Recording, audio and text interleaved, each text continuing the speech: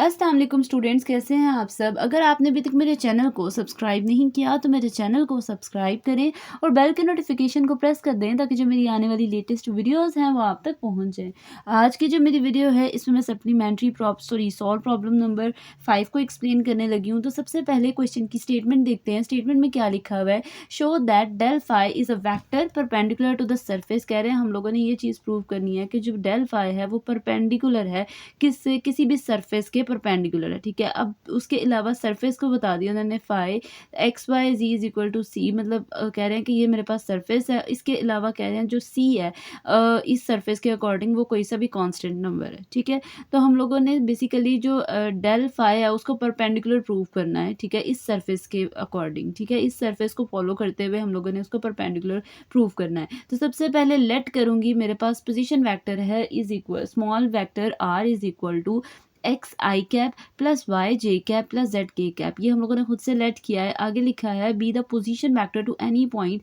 कह रहे हैं किसी भी पॉइंट का, कोई सी भी पॉइंट लेट किया है मैंने उस कह लें सरफेस के ऊपर। ठीक है, जिस पॉइंट को उसने क्या नेम दे दिया है, पी एक्स वाई जी। ठीक है, वो कह रहे हैं कि ये इस पॉइंट का क्या है, पोजीशन वेक्टर है। कोई सा पॉइंट लिया उस सरफेस पे, इस सरफेस पे कोई सा पॉइंट लिया है, अब उस पॉइंट का जो पोजीशन वेक्टर है उसको इससे रिप्रेजेंट किया है। ठीक है, देन उसके बाद मैंने अगर इस पोजीशन वेक्टर का डिफरेंशियल लिया जाए तो किस तरह से लिया जाएगा, D R is equal to D X I cap plus D Y J cap plus D Z K cap. ठीक है, आगे देखें लिखा हुआ है lies in the tangent plane to the surface. कह रहे हैं ये जो मेरे पास डी आर है, जो इसका डिफरेंशियल है, वो लाई करता है टेंजेंट प्लेन पे किसी सरफेस, कुछ सरफेस के जो पॉइंट हम लोगों ने पी लिया है। अब टेंजेंट प्लेन की अगर आप बात करें तो इसमें हमारे पास कह रहे हैं कि खुद से हम लोगों ने एक टेंजेंट कह रहे हैं डी आर जो है वो रिप्रेजेंट कर रहा है किसी टेंजेंट प्लेन को। ठीक है, तो अगर टेंजेंट प्लेन की बात करें तो टेंजेंट प्लेन जो है वो एक ऐसा प्लेन है जो कि एक कर्व या सरफेस के एक पॉइंट पर टेंजेंट होता है।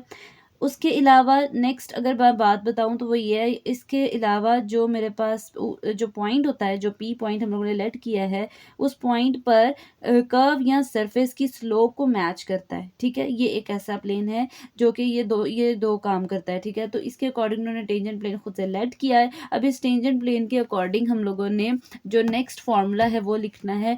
नेक्स्ट क्या लिखा है, बट अगर हम डी, ये तो मैंने डिफरेंशियल लिया डी आर का, मतलब इस पोजीशन वेक्टर का, अगर मैं डी फाइव फाइंड आउट करूं तो किस तरह से फाइंड आउट किया जाएगा, डी की मतलब पार्शियल फाइव और partial X D X plus partial five और partial Y D Y plus partial five और partial Z D Z is equal to zero. कह रहे हैं डी फाइव हमेशा जीरो के इक्वल आएगा। क्यों? क्योंकि जब भी हम लोग इसका डिफरेंशियल लेंगे तो वो मेरे पास कोई सी कह ले। नेक्स्ट यहाँ पे देखिए ये डी फाइव, इसको अगर हम डिफरेंशियल लें तो इसका उन्होंने ये आंसर आया। इसके अलावा इक्वालिटी के बाद कोई कांस्टेंट नंबर है। ठीक है, जो कांस्टेंट नंबर का अगर डिफरेंशियल लेंगे तो उसका आंसर हमेशा जीरो आएगा, तो इसलिए यहाँ पे जीरो आ गया है। तो कह रहे हैं यहाँ तो इस तरह से लिख लें, या फिर इसके अलावा नेक्स्ट पॉइंट ये इस तरह से भी लिख सकते हैं।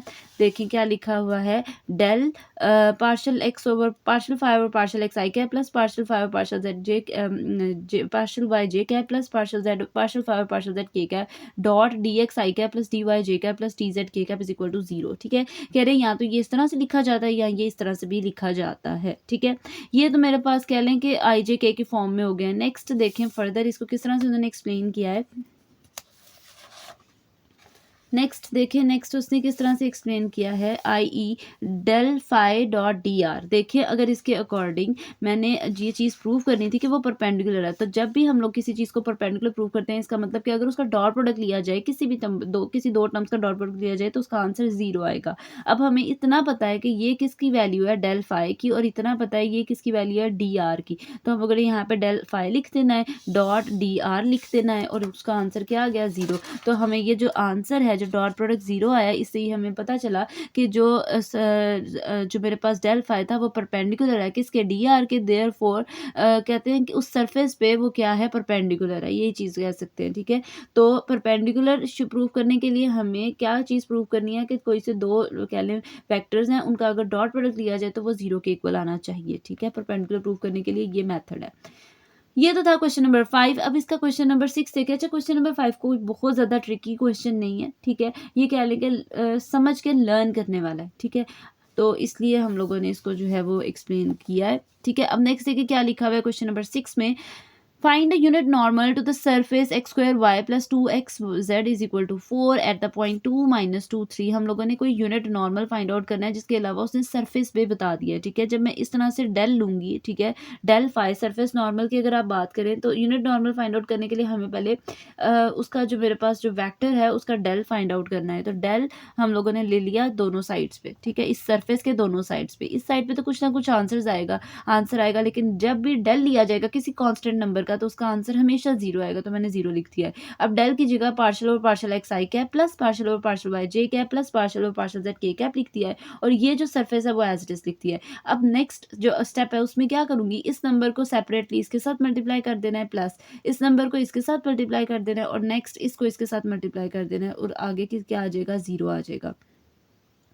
उसके बाद देखिए नेक्स्ट मैंने क्या करना है, नेक्स्ट इसके जो मेरे पास पार्शियल पार्शियल एक्स है, एक्स के रिस्पेक्ट से अगर जो आंसर देखें तो पावर पहले 2x आ जाएगा, ठीक है, और फिर x का डिफरेंशिएशन तो वो 1 आ जाएगा, और साथ y आ जाएगा प्लस 2x का डिफरेंशिएशन अगर ले तो 1 आएगा, और 1 लिखा नहीं जाता तो 2z आ जाएगा इसकी जगह। y के रिस्पेक्ट से देखें तो खाली एक्स स्क्वायर आ जाएगा जे कैप, प्लस z के रिस्पेक्ट से अगर आप देखें तो 2x के कैप आ जाएगा, और ये आंसर 0 के इक्वल आ जाएगा। नेक्स्ट देखेंगे मेरे पास तो आंसर्स आ गए हैं। फर्दर इसके मेरे पास डिफरेंस जो मैंने इसका डेल लिया है, डेल ऑपरेशन अप्लाई किया है इस पे।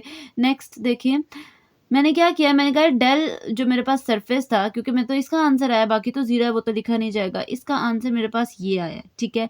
अब नेक्स्ट उसने कहा एट द पॉइंट, अब हम लोगों ने क्या करना है, उसने एक पॉइंट भी दे दिया हुआ है क्वेश्चन के अकॉर्डिंग, अगर आप देखें तो 2 - 2 3 ये पॉइंट दे दिया हुआ है, गिवन है। अब इस पॉइंट को 2 - 2 3 2x की वैल्यू है, -2y की वैल्यू है, और 3z की वैल्यू है, इसको इस वाली वैल्यूज़ में पुट करके हम लोगों ने जो फाइनल वैल्यू है वो फाइंड आउट करनी है, ठीक है। तो इसको फाइंड आउट करने के लिए मैं क्या करूँगी, इस तरह से मैंने वैल्यूज़ पुट करनी है, और पुट करने के बाद मेरे पास मल्टीप्लिकेशन करनी है, और सिंप्लीफिकेशन करने के बाद जो मेरे पास डेल कह लें, जो डेल फाई आया है वो क्या आ गया, 2i cap plus 4j cap plus 4k cap, ठीक है। अब इसका यूनिट नॉर्मल लेना है, तो यूनिट नॉर्मल के लिए क्या करूँगी, ये value as it is del phi divided by its magnitude, magnitude क्या आएगी, स्क्वायर रूट, और अंदर क्या आ जाएगा 2 का स्क्वायर, मतलब हमारे पास क्या आएगा, ये -2 यहाँ पे लिखा हुआ है, यहाँ पे माइनस आना है, ठीक है। तो ये -2 का स्क्वायर प्लस 4 का स्क्वायर प्लस 4 का स्क्वायर ऐसे आएगा। फिर उसके बाद देखिए हम लोगों ने इसको सिंप्लीफाई किया, नीचे मेरे पास स्क्वायर रूट 36 आएगा, ऊपर वाली वैल्यू एज इट इज़ लिखी है स्क्वायर रूट 36, अगर आप देखें तो ये 6 का कह लें स्क्वायर रूट होता है, कटिंग करेंगे तो आंसर मेरे पास आ जाएगा -i cap plus 2j cap plus 2k cap divide by 3। अब -1/3 i cap plus 2/3 j cap plus 2/3 k cap मेरे पास इसका फाइनल रिजल्ट आया है। ये मेरे पास यूनिट नॉर्मल आया है सरफेस के अकॉर्डिंग। वो कह रहे हैं ये तो एक यूनिट नॉर्मल आया, अगर इसके साइन चेंज कर दे तो ये उसका अनदर यूनिट नॉर्मल होगा, जिसकी डायरेक्शन अगर ऑपोजिट डायरेक्शन की बात करें तो सिर्फ साइन ही चेंज होंगे, नॉर्मल यूनिट नॉर्मल तो वही रहेगा। तो ये मैंने नेक्स्ट पॉइंट लिख दिया है, another unit normal is 1/3 i cap -2/3 j cap -2/3 k cap having direction opposite to that above के। हमारे पास जो सिर्फ उसकी डायरेक्शन ऑपोजिट होगी, लेकिन जो यूनिट नॉर्मल है वो वही रहेगा। ये थी जी आज की मेरी वीडियो। होपफुली आपको मेरी वीडियो अच्छी लगी होगी। अगर आपको मेरी वीडियो अच्छी लगे तो वीडियो को लाइक करें और सब्सक्राइब करना मत भूलिएगा। तो इंशाल्लाह जो नेक्स्ट वीडियो होगी वो फर्दर सॉल्व प्रॉब्लम से रिलेटेड होगी। तो तब तक के लिए अल्लाह हाफिज़।